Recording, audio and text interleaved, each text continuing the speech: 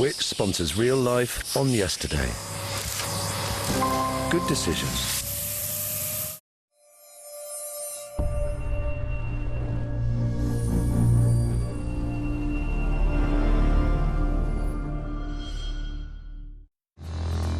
Daytime entertainment sponsored by Vistaprint Business Essentials, promoting real characters.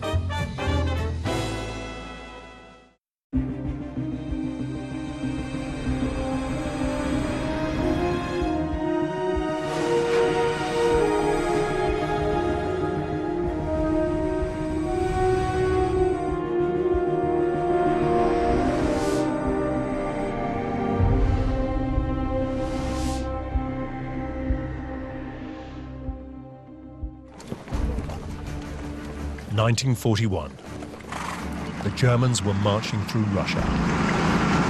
They weren't just grabbing territory, they were also stealing priceless works of art. One of them was the Amber Room, an extraordinary series of 18th century amber screens worth millions of pounds. It was regarded as an eighth wonder of the world. This fabulous artifact was taken to the German city of Königsberg. But 4 years later, when the Allies retook the city in 1945, the Amber Room had mysteriously disappeared.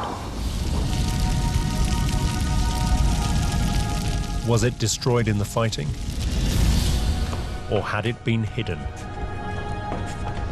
It was the beginning of a treasure hunt that would draw in some of the most powerful secret police forces in Eastern Europe.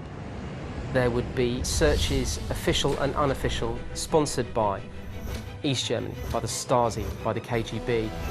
There would be false starts, missing records, and fabricated stories. Stasi spent more and more money and more time because they wanted the glory. It would become one of the great treasure hunts of the 20th century. A hunt that continues today. We are very close of finding the Amber Room, but we just need help.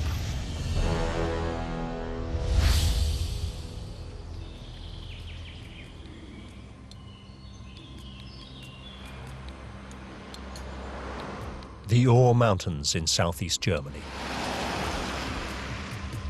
An area of wooded hillsides and disused mines. Here, for the last 20 years, Henry Hattenhauer has been searching for an extraordinary missing artifact.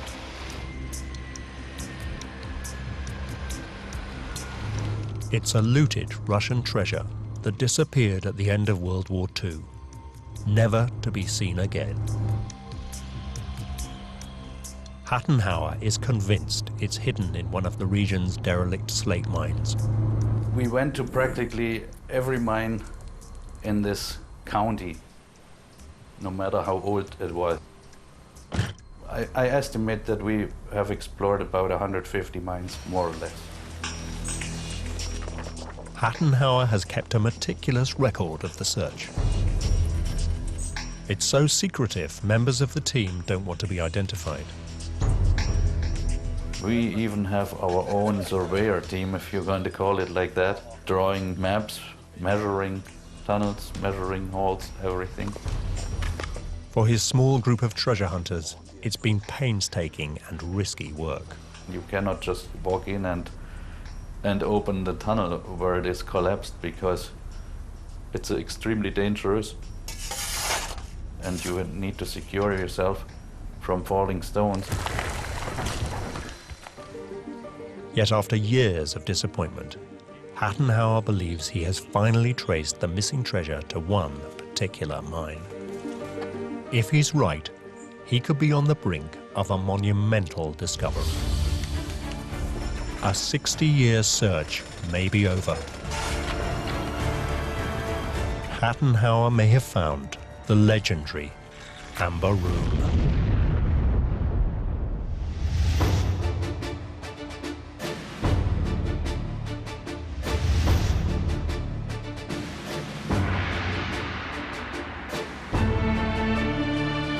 It was one of the most extraordinary artifacts ever created.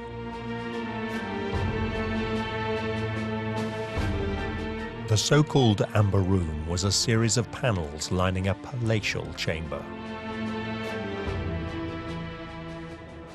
The old Amber Room must have been absolutely glorious. Would have been a wondrous sight. Nothing on that scale had been attempted before.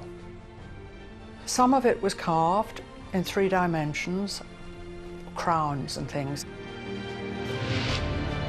What made it absolutely astonishing was the incredible quality of the workmanship. This figure, I'm not sure whether he's carved in one piece or not, one single piece, because the arm is a different colour to the rest of the body. This extraordinary creation was built by 18th century German craftsmen using millions of pieces of amber. And in the back here we have the mosaic, the background for the whole thing, where they have taken slices of amber and fitted them together so that they make this mosaic with no gaps. The whole thing is amber. I think the reason for that is that no one had conceived of the idea of using amber architecturally. I mean, the sheer audacity of taking something which we normally associate with ornamental jewellery and using it architecturally to effectively coat or laminate an entire room was foolish, incredible, folly.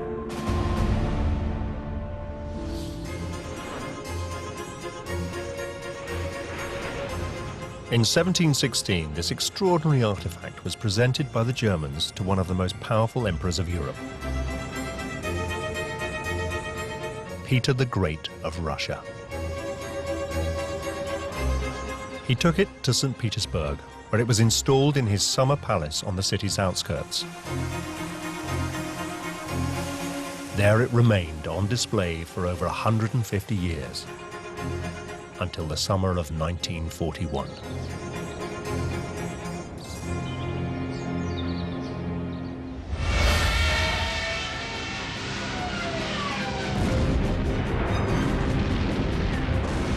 In June that year, Hitler invaded Russia.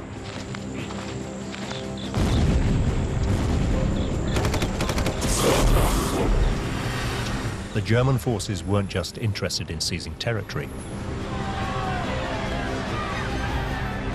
In a meticulously planned operation, they took with them teams of art experts intent on seizing anything that represented German craftsmanship. Hitler himself was a fanatically searching for German artists of the 19th century, 18th century artwork.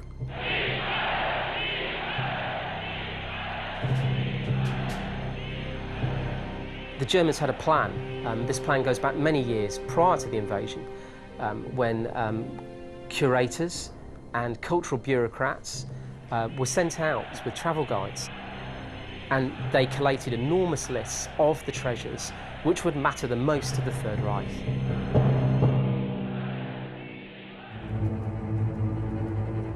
High on their hit list was the Amber Room. They figured that there was a tie-in on the Amber Room with the German heritage. They wanted the material back in Germany. For Nazis, the Amber Room represents German power, a time machine that took them back to the idea of Teutonic Knights, these forebears of Nazism and National Socialism. It was, in short, symbolic of a long history of German superiority and military might reaching back to the Middle Ages.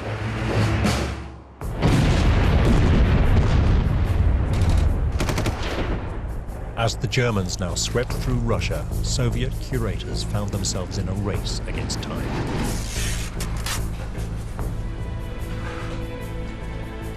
Thousands of precious artworks had to be packed up and shipped east as fast as possible to Siberia.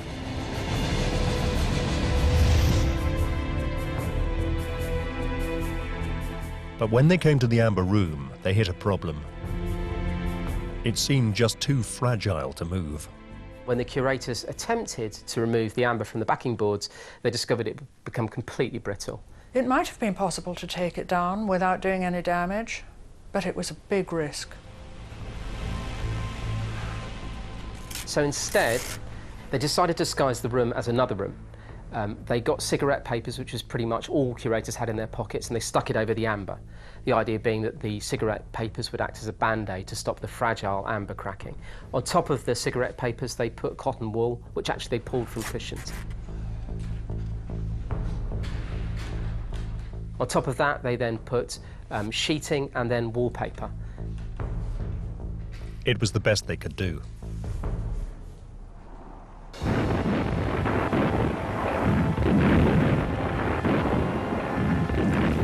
By September 1941, 2 months after the invasion of Russia, the Germans had surrounded St. Petersburg. Here they headed for the Summer Palace and its Amber Room. Despite Russian attempts to hide it, German looters knew exactly where to look. Consulting their ledgers and their plans, they have an idea of which room to go to, they have an idea of its dimensions, and they even bring packing cases and were far more organised than the Russians who were called upon to evacuate it.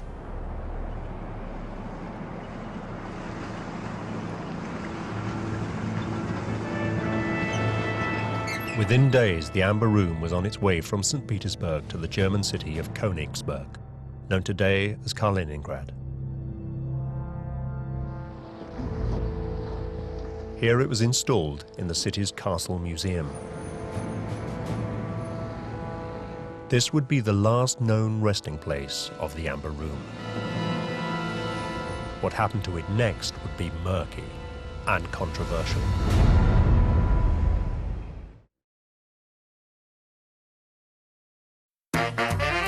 Daytime entertainment sponsored by Vistaprint Business Essentials, promoting real characters.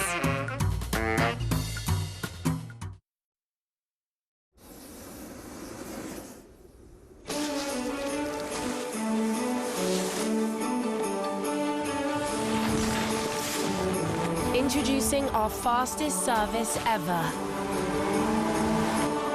With new Argos Fast Track, get free same-day delivery or collect in store in as little as 60 seconds.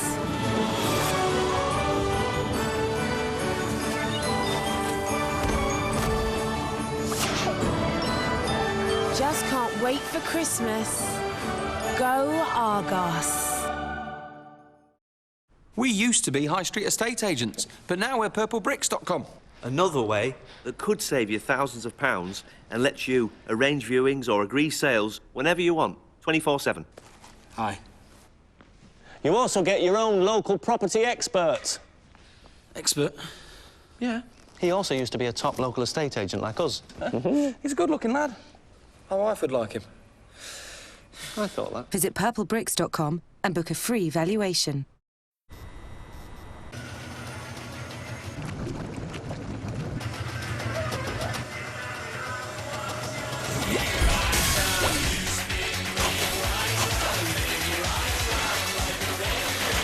So-delicious. New Candy Crush Soda. Download now. A great photo captures the moment perfectly, and it's easy to turn those moments into gifts with photo calendars from Vistaprint. Save 50% on your photo calendars, now only $6.99. Simply enter the promo code GIFT when you visit vistaprint.co.uk. You've never seen perfect black until now. You've never seen perfect color until now.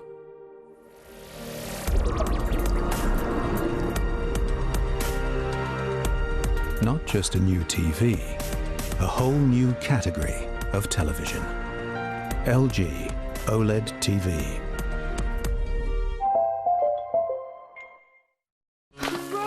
Romeo! Wherefore doth my home insurance cost me my fortune? Go compare. Why think twice? Take my advice and don't despair. To insure your palazzo, take a tip from Fatso. Nothing quite compares to Go Compare. They're very speedy, oh yes indeed. Nothing quite compares to Go Compare. Don't hang about.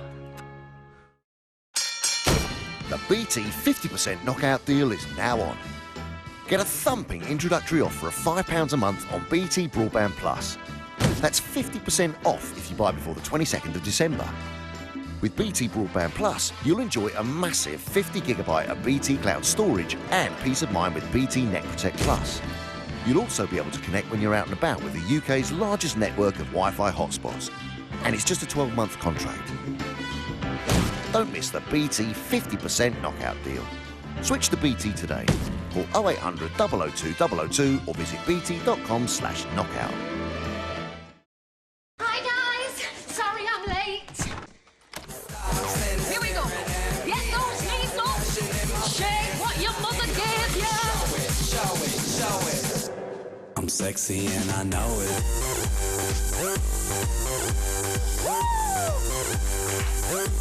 I'm sexy and I know it. Get those legs up. Check it out. Wiggle, wiggle, wiggle, wiggle, wiggle, yeah. Wiggle, wiggle, wiggle, wiggle, wiggle, yeah. Wiggle, wiggle, wiggle. Daytime entertainment sponsored by Vistaprint Business Essentials, promoting real characters.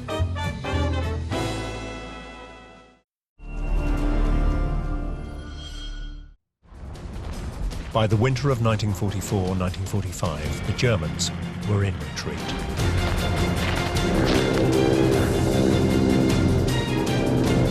Allied planes bombed the German defences at Kaliningrad.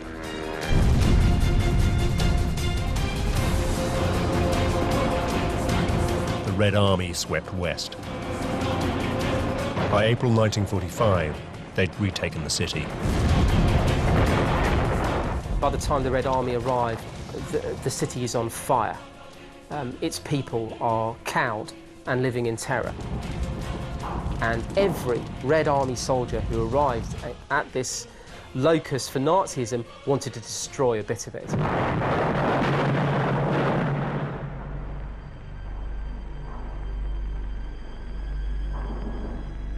One of the first things the Russians did was search for the Amber Room. Anatoly Kuchumov had been the chief curator of the Amber Room in the years before the war. In Kaliningrad, he soon found a highly significant clue. The Amber Room had contained 4 small stone mosaics. Sifting among the debris of the castle, he found fragments from 3 of them.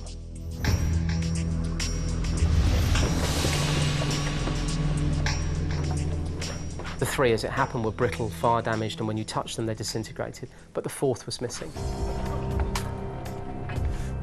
Kuchumov couldn't even find fragments from the 4th mosaic. It must have been removed. To Kuchumov, this was highly significant. If one of these panels could be missing, what else from the room was missing? This is the logic of Kuchumov. If the panel had been taken, the far more valuable amber walls, the amber facings, must have been taken too. And in his opinion, there is a clear case to be made that the Amber Room survived the siege of Königsberg. But if it had survived, where was it?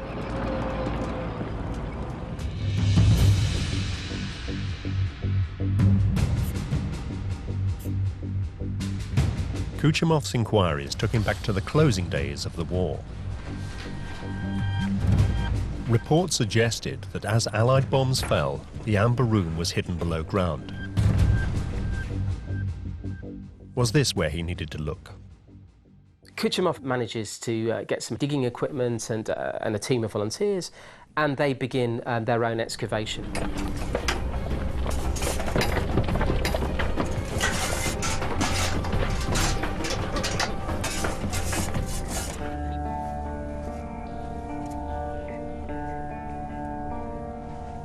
But he could find nothing. The search for the Amber Room would become one of the great treasure hunts of the last half-century.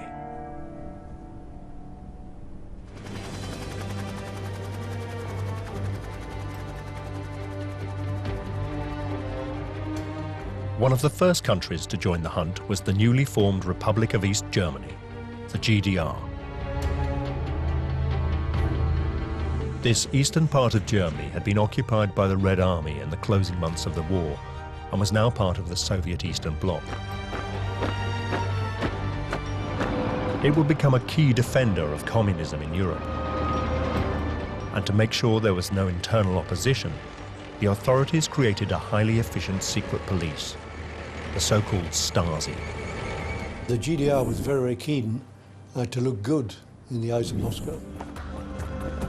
The communists in East Germany had a guilt complex about invading the first socialist country, the first communist country in the world, and many of them thought they should do something which would assuage that guilt. So therefore, when the Soviets wanted to find the Amber Room, it was natural for the GDR to say, yes, we will help you. Yet the Stasi weren't the only secret police force looking for the Amber Room.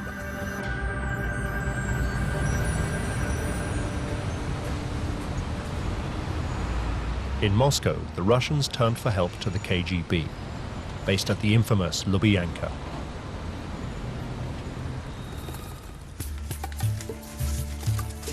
For the next 30 years, both the Russian and East German secret police would run separate searches for the Amber Room.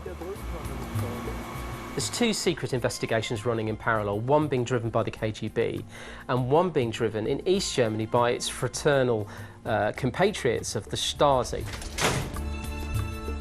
But the search was neither very fraternal nor cooperative. If the KGB thought that it was on the track of the Amber Room, it would not reveal that to the Stasi because they wanted the glory.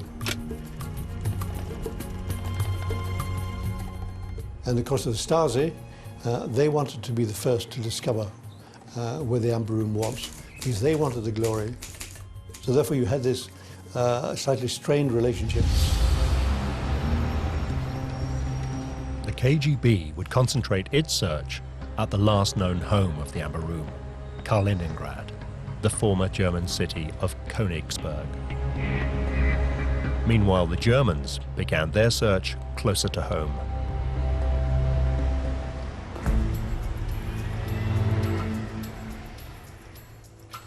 In Berlin, the Stasi's first clue came from a former Nazi officer. Gerhard Strauss had been an assistant curator at Kaliningrad Castle, where the Amber Room was on display. He explained that as Allied bombs fell and the Red Army edged ever closer to the city, he'd picked up rumors the Amber Room had been spirited to safety. Strauss had got hold of various papers and talked to the curator of the Amber Room, and in his mind there had been several key locations for where the Amber Room may be, one of which was Görlitz. Görlitz is a small German town which sits astride the German-Polish border.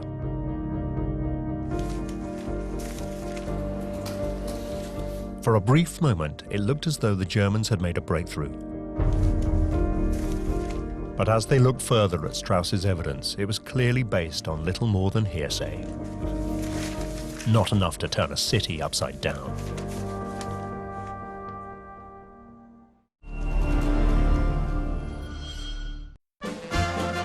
Daytime entertainment sponsored by Vistaprint Business Essentials, promoting real characters.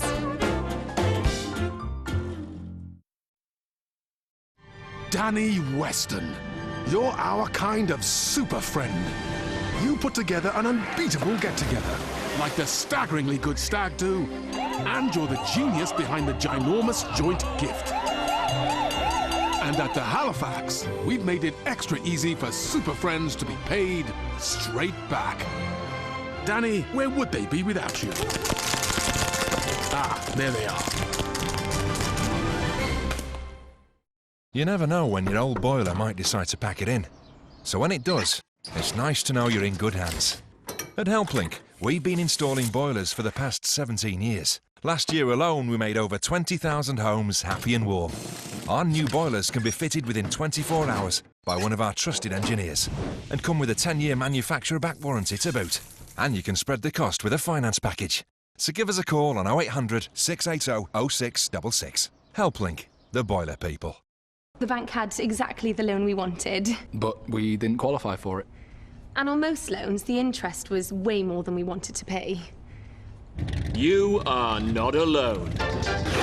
We are alone.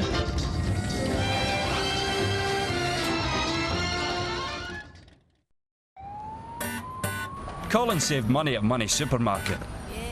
And now he feels epic.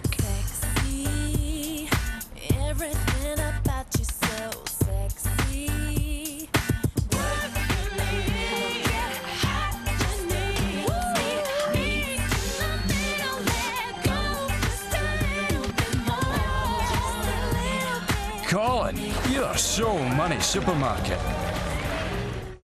If you're paying through the nose for broadband, you might be tempted to give up and become a full-time off-grid spoon whittler.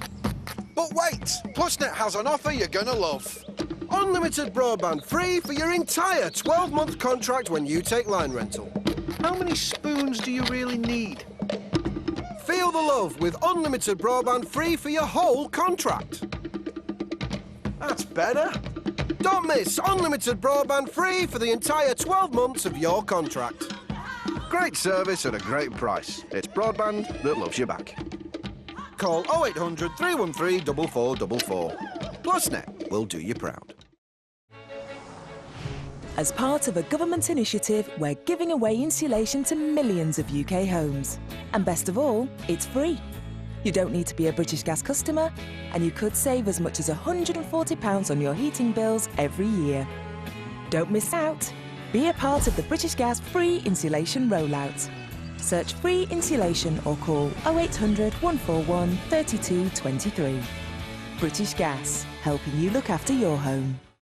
When I started getting tired, aching legs, everyone said it was just wear and tear. But my pharmacist said it could be poor circulation and recommended the new Revitive Medic. New Revitive Medic is now suitable for people with osteoarthritis. Speak to your pharmacist today and find out how Revitive uses electrical muscle stimulation to help reduce swelling, alleviate pain and increase muscle strength. Find out today at your local boot store how Revitive could help you. Now save £50. It's important to be passing across quality, isn't it? If I'm handing across a scrap of paper, they're going to get a scrappy service, aren't they? It's important that that business card is saying what you wanted to say. And I know I can trust Vistaprint to produce for me exactly what I'm asking them to. Pass across quality with 100 business cards for $4.99 and get a holder free. Just enter promo code TB100 at vistaprint.co.uk. It's basic branding, isn't it? It's basic marketing. You're putting your mark out there. So people see that and they think it's Yes Driving School, it's going to be good standard. Did you actually kill anyone? Very good feeling about this. Very good feeling. I was told that I needed to cut my relationship with my mother. He beat me to the point that he couldn't send me to work for the next 3 days. Open the door! You never know how serious it's going to be. Ow, ow, ow! It's really, really fabulous. Something just hit my right arm. I'm really on the edge, like nervous something bad's gonna happen. Holy cow, that is crazy.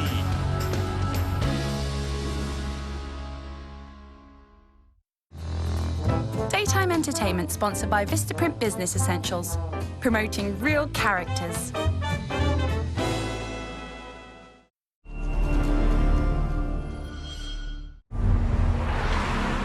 What they needed was something much firmer. But with no more clues to go on, it was time to try something new.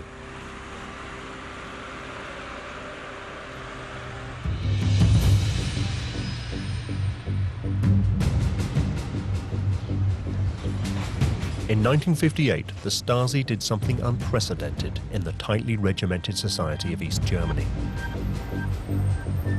A regime notorious for its secrecy went public. In an article in the East German newspaper, Freie Welt, it made a public appeal for help. An appeal goes out. There are clues that lie with ordinary everyday people, and that now is the time for those clues to be gathered together in order that the search can reach critical mass.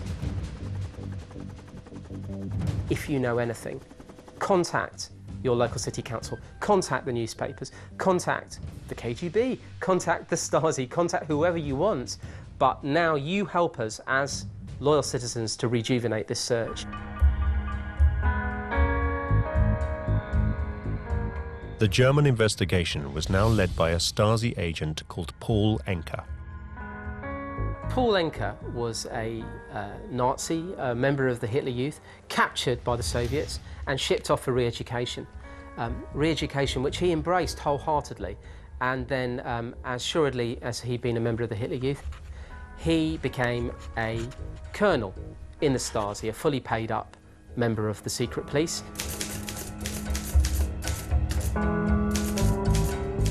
Within weeks of the article appearing, Enke received a letter.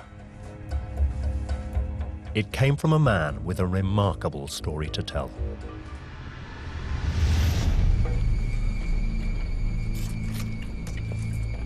The man, known by the codename Rudi Ringel, told Enke he'd been digging through rubble in the basement of the family home.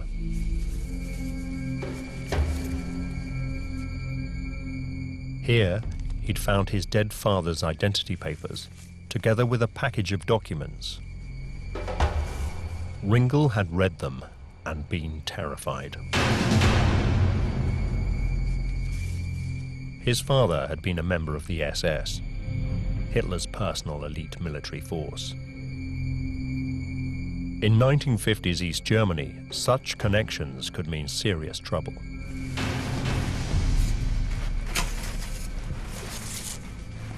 The young Ringel had burnt the documents and tried to forget the whole incident.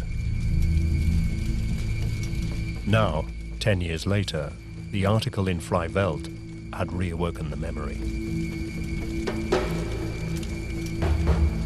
Ringel told Enke the now destroyed documents had included a receipt confirming the handing over of 42 crates and an order to take them to a secret location. Most importantly, he remembered the transcript of a radio message. Action amber room concluded. Storage in SCH. Access blown up. Casualties through enemy action.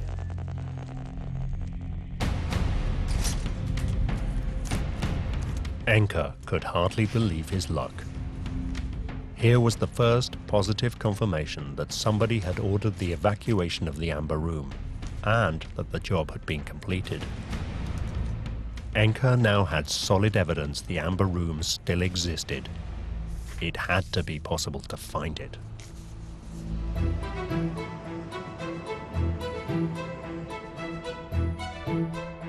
Digging further through Nazi files, Enke found documents suggesting the radio message had been sent from a small mining town in the Erzgebirge Mountains. The town was called Lengfeld. There were now 3 potential hiding places for the Amber Room. The Russians still believed it was hidden somewhere in Kaliningrad. German investigations had initially identified somewhere near the Polish border town of Görlitz. Now they suggested it might actually be near the German town of Lengfeld.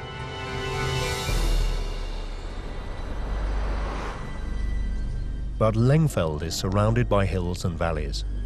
There were hundreds of potential hiding places.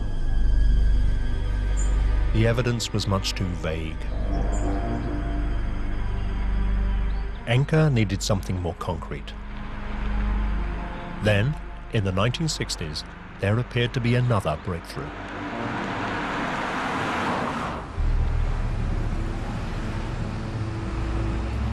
It came from the parallel investigation in Russia.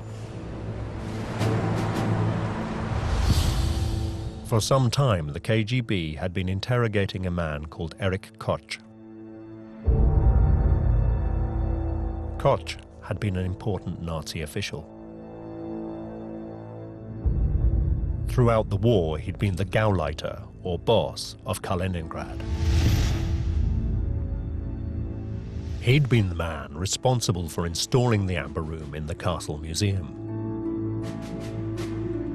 Now, in 1967, he finally admitted to the Russian KGB that during the closing days of the war, he'd ordered it taken down.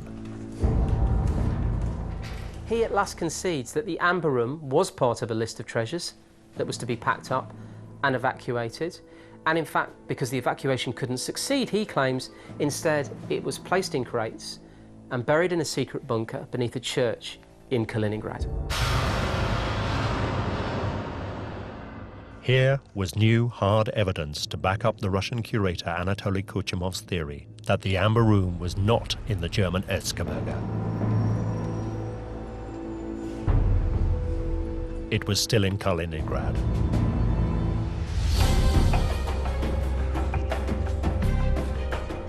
This evidence is leapt upon by the Soviets, who immediately requisitioned heavy digging equipment and volunteers, and they set out to turn the entire city upside down again.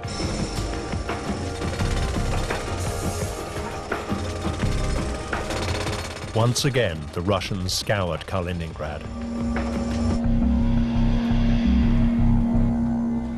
But once again, they found nothing. If the Amber Room really was in the city, its hiding place remained a mystery.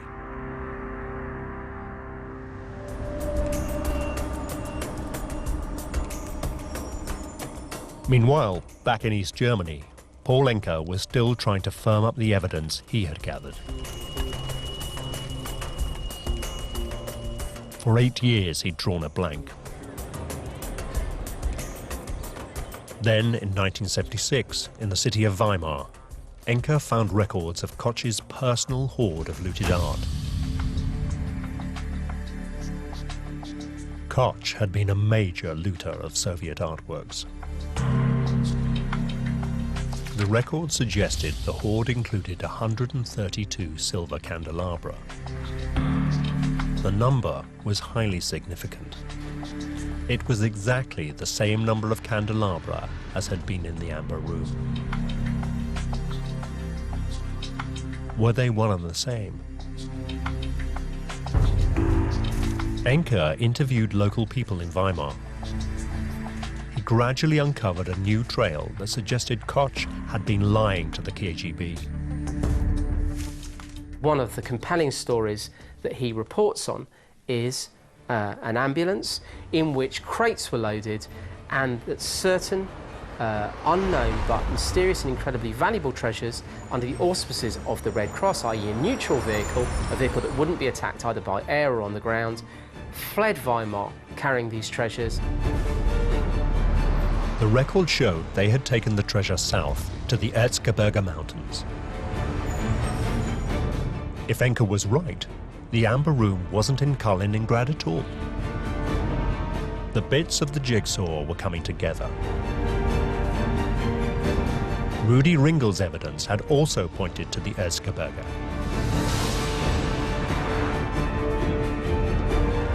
Enke was now convinced he finally knew just where to look for the Amber Room.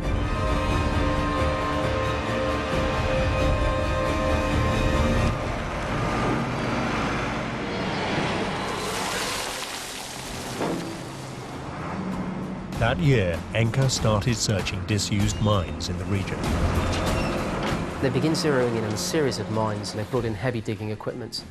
And they dig, and they spend considerable amounts of money on this operation. It's a vast operation involving huge numbers of volunteers. Enke narrowed the search to one mine, but the shaft was blocked by rock falls. The Germans dug hard. They blasted through blockages.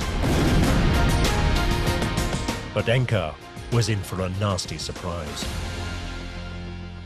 When they break through, eventually, to the areas they had mapped out as the key locations, what they discover, rather than treasure, is rolled up and burnt pieces of Pravda. Pravda was the Russian Communist Party newspaper. The burnt pages were dated July 1945. They'd been used by the Red Army to roll cigarettes. The Soviet forces had already explored the mine 31 years earlier, and they'd clearly not found the Amber Room. But nobody had bothered to tell Enke or his German colleagues. The operation had cost the Stasi some $500,000. It had been an expensive and embarrassing failure.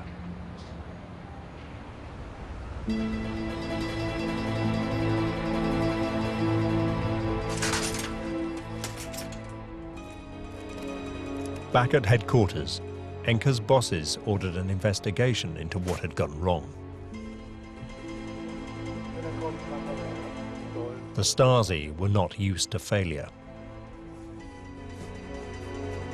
They also made a second alarming discovery. Rudi Ringel's story that his father had been a major in the SS was a complete fabrication. The man that Paul Enke had built his entire case on was in fact a wounded postman who had no connection to the Amber Room story, a fantasist with forged documents. The German connection to the Amber Room was fallacious and a fantasy.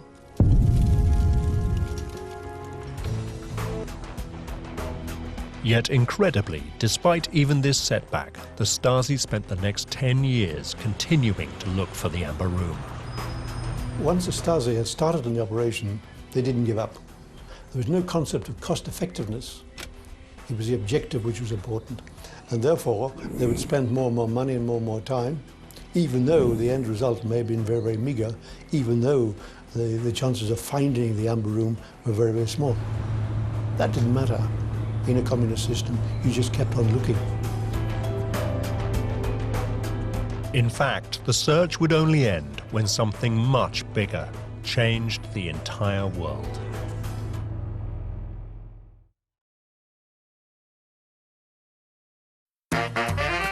Daytime entertainment sponsored by Vistaprint Business Essentials, promoting real characters.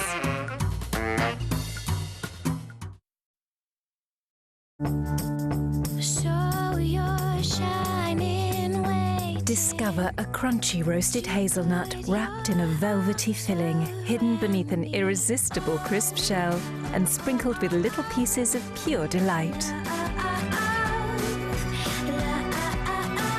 Indulge in the uniquely delicious taste that is Ferrero Rocher.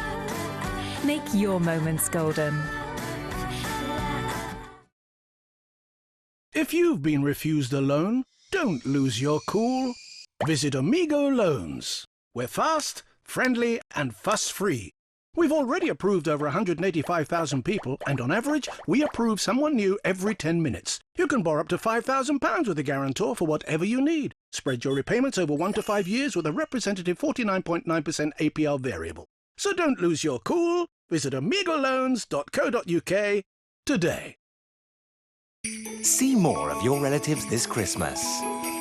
If you really want to. Give them the photos they want, however they want them. Snapfish, designed by you, loved by everyone.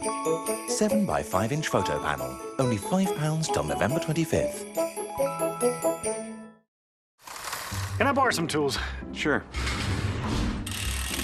Whoa, this must have cost you a fortune. Not really, Bill. With our OV1 Plus system, one battery powers every tool.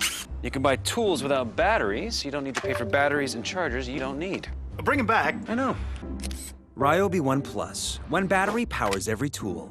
For your chance to win a sleigh load of Ryobi One Plus tools worth £5,000 plus daily prizes, visit ryobitools.co.uk/Christmas. It's a bit morbid talking about passing away.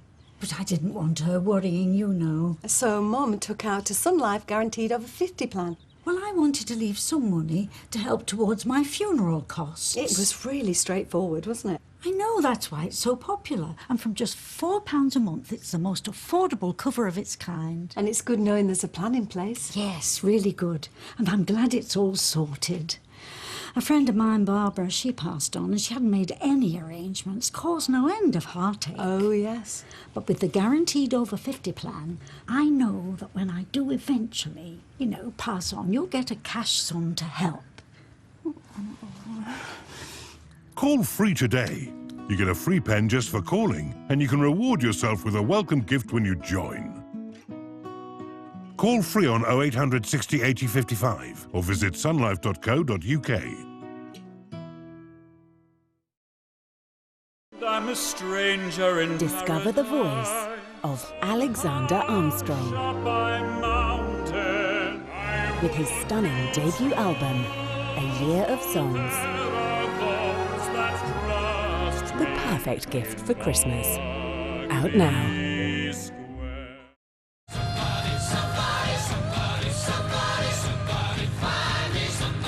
The Furniture Village sale ends Sunday.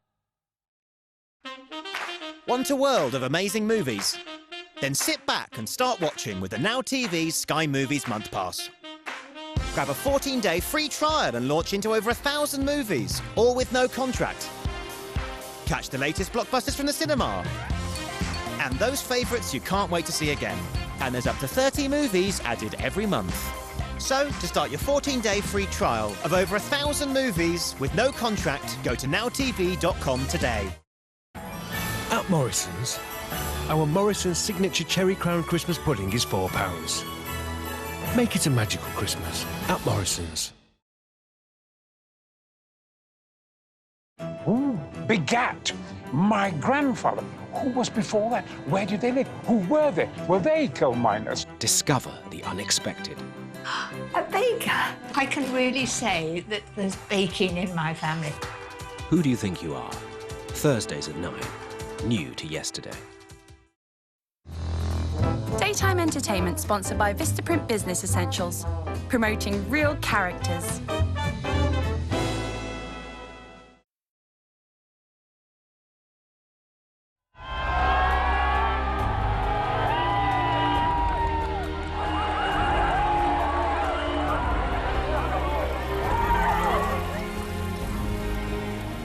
(1989).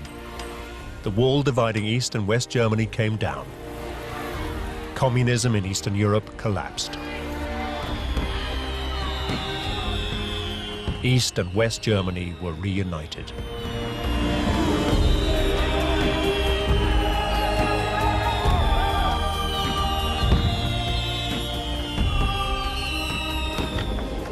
In the following euphoria, a German energy company agreed to sponsor the construction of a brand new amber room and give it to the Russians.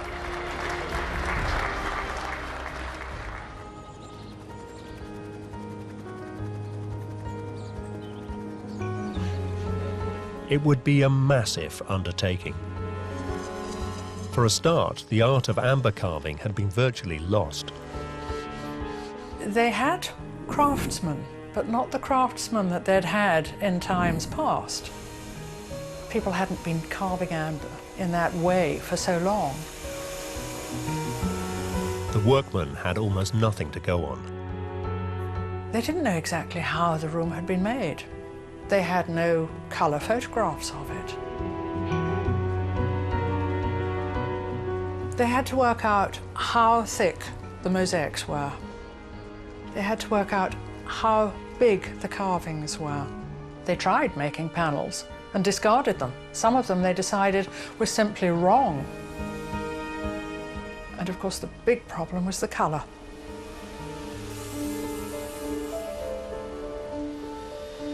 This was a problem nobody had anticipated. New amber tends to be sort of bright. If they just put Baltic amber, untreated, on the walls, the whole room would have looked lemon yellow. It would have been completely wrong. So they took one or two of the old caskets that they had from that time that would have aged in the same way, and they photographed them in black and white. Then they compared those black and white photographs with the black and white photographs they already had of the old amber room, and from that they worked out this grey is that tone on the casket, so a matching one would be that on the wall. And that's how they reconstructed it. Whether or not it's completely correct, of course, we don't know.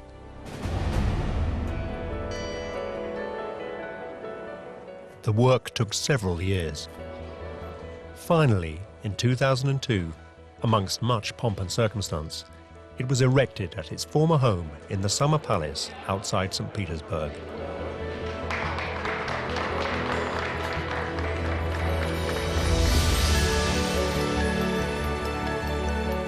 It may not have been the original, but it was still a spectacular sight. But despite this success, it left a big outstanding question. What had happened to the original Amber Room?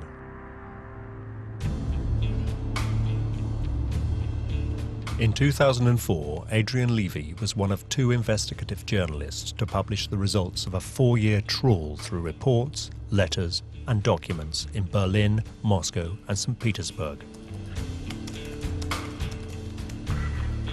The investigation had taken him back to 1945 and the months just after the war.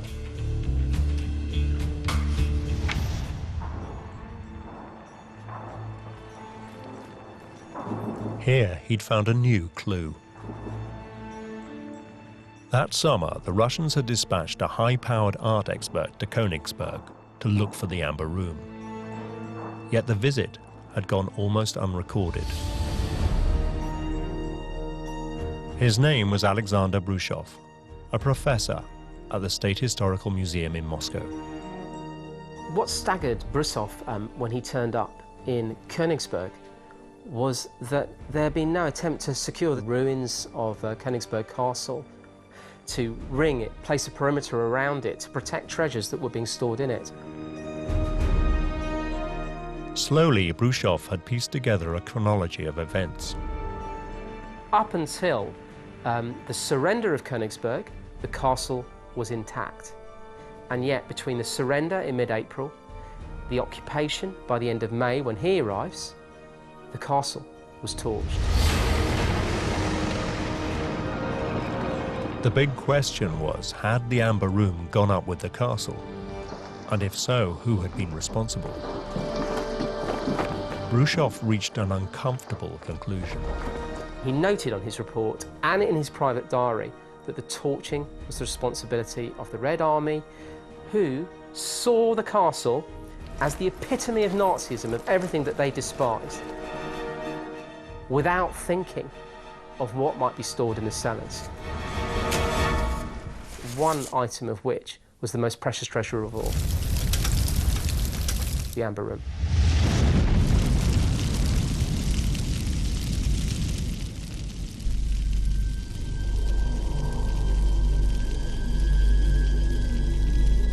So the Russians themselves had destroyed the Amber Room. It had been a spectacular and embarrassing own goal. Brushov had solved the mystery in 1945. So why had the truth been kept a secret? Why had the Russians claimed it still existed? For Levy, the answer was simple. The thought that the Red Army had carelessly destroyed one of the country's most important artworks was not a notion the Soviet authorities could accept. So instead, they'd fabricated a new truth. The myth that the Amber Room had been saved but hidden was born.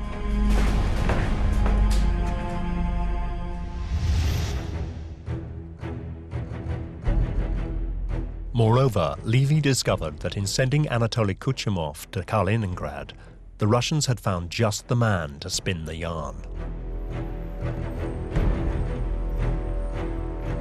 Ever since the German invasion, Kuchumov had been a troubled man. In 1941, he'd been personally responsible for the artworks at the Summer Palace, including the Amber Room. It was he who decided it was too brittle to move. It had been his decision to leave it where it was and paper over it. But the Germans had shown that he was completely wrong and had carried it away in a matter of days. Anatoly Kuchumov came back after the war, racked by this decision, racked by guilt. So here we have a young curator, an ambitious young man, who's made a fateful decision that turned out to be the wrong decision. He didn't pack the Amber Room, but the Nazis stripped it in 36 hours.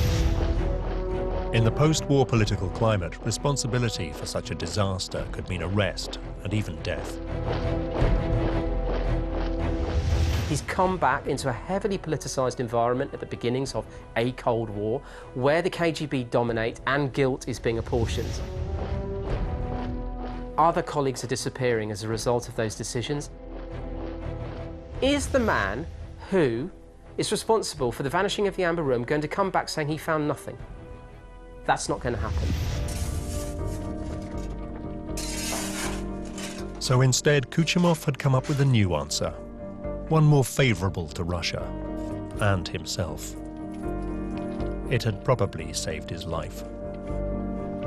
Kuchumov's verdict, when he was sent there in '46, was there was enough evidence to suggest the Amber Room survived, which meant that he could also therefore provide the evidence that he himself was not guilty of anything, no crime had been committed.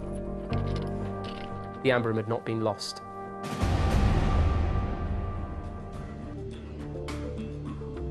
Levy had finally got to the bottom of the mystery.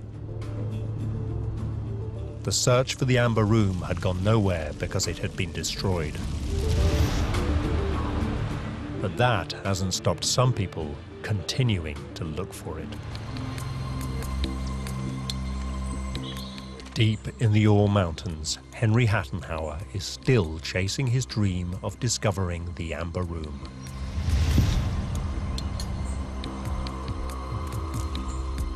He's found a mine he believes may contain important new evidence. We found footprints from SS boots, a lot of footprints, all pointing to this one place in the mine. We found a lampshade with 5 light bulbs, which is very unusual.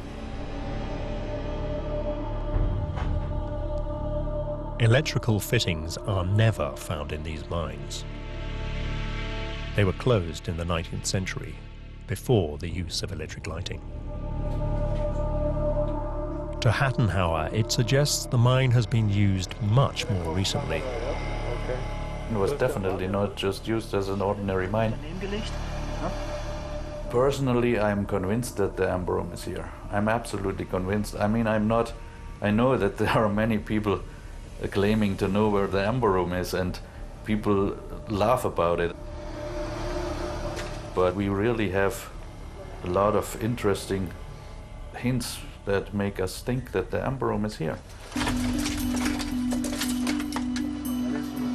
Just beyond the footprints and the mysterious lights, the mine shaft is blocked by a rockfall.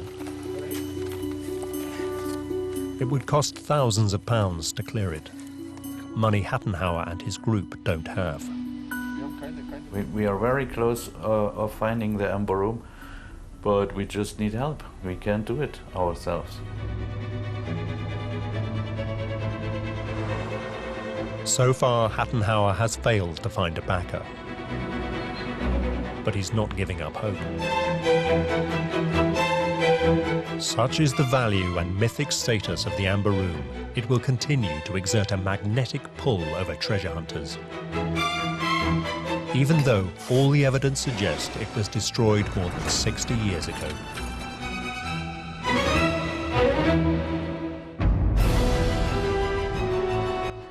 Get down and dirty with Tony Robinson's experts gang of historians next here on Yesterday.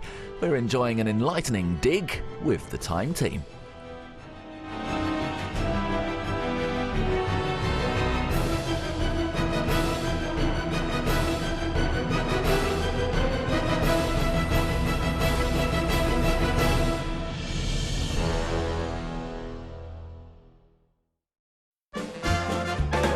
Entertainment sponsored by Vistaprint Business Essentials, promoting real characters.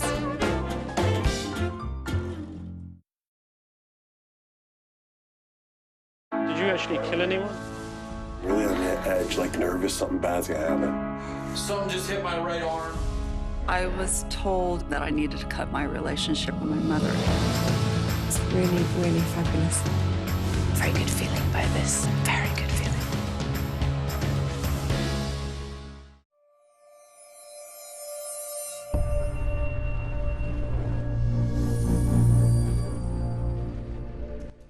Long buried beneath the Abbey, secrets of Westminster surface in an hour here on Yesterday. Now though, dig for victory in Pembrokeshire with Tony Robinson and the Time team. Take it easy. HSL, the chair specialist. Sponsors of Time Well Spent.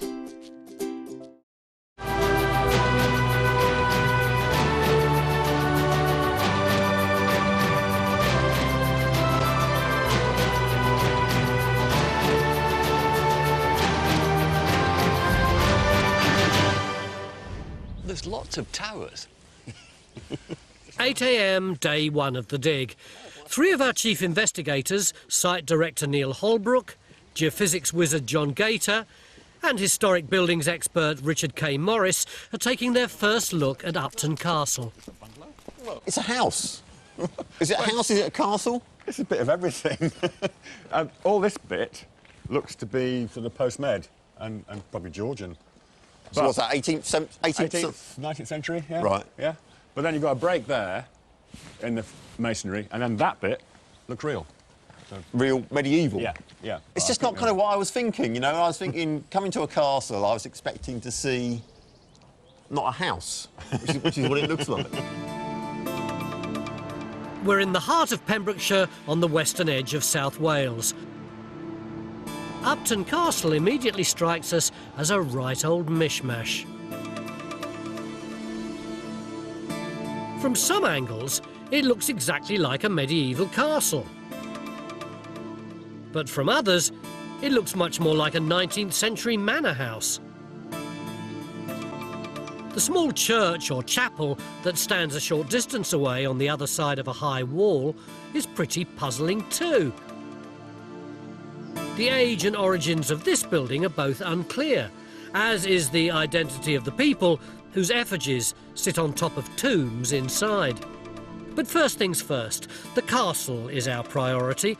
Though before we've even put a spade in the ground, Neil's got doubts about whether any of the building is medieval. This is a big problem, isn't it? We've got to try and find out everything that we can about a castle which nobody seems to know much about at all. It's confusing, isn't it? You know, have we got a medieval castle with lots of later additions, or is it actually just someone's fake house playing at being a castle? Yeah, when I drove up here, the whole thing looks like it could be made by a Victorian chocolate manufacturer. Yeah, it could be a complete fake, couldn't it? Is it real or is it fake?